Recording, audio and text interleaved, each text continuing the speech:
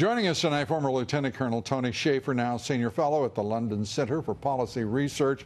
Hey, Lou. Tony, great to see you, and thanks for being here. Thank you. Let's start with these revelations that keep coming as a result of what is some terrific reporting on the part of Sarah Carter, John Solomon, and Peter Schweizer, importantly, who laid the foundation of this reporting.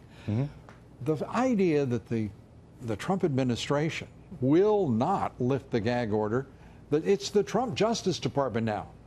Why can't they simply lift this gag order and let this informant speak to the Judiciary Committee, the Intelligence Committees, and start moving on the investigation where I would think they would want it directed in their own interest?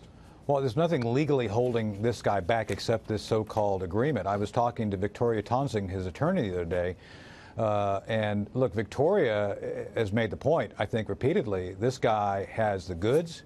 He has critical information necessary for both Congress to do its appropriate oversight role. And frankly, Lou, what I think Department of Justice is afraid of, and the FBI is, they're going to be shown to have taken a side and acted politically behind the scenes when factually the evidence was clear that certain members of the Barack Obama administration not only abetted the Russians taking control of a critical national resource.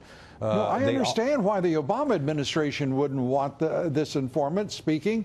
I understand why they've even gone to the extent of apparently constructing a non-disclosure that has criminal penalties, which is, to the knowledge, as I understand it, of nearly every attorney, never been done before. Usually it's civil penalties.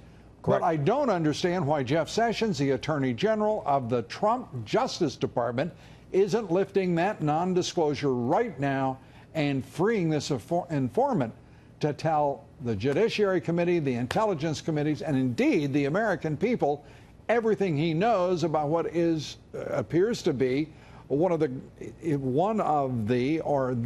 most extraordinary cover-ups in this country's history. It is a cover-up, and in this case, Mr. Sessions can actually remove the restriction with literally a stroke of the pen, basically vacating that so-called non-disclosure agreement. So, Lou, what I believe is happening, I don't know this for a fact, is that you probably have career members at Justice and at the FBI who were fully involved in this. We're talking about Comey, we're talking about McCabe, we're talking about Rosenstein, probably all full. Andrew Weissman, I mean, all these guys are part of the cover-up. So I think Sessions is probably being But you're talking warned. about now a special counsel whose members have been involved in it, who are decidedly acting against the interest of this government. And the guy investigating Russian collusion, a guy named Mueller, is probably the one who was colluding.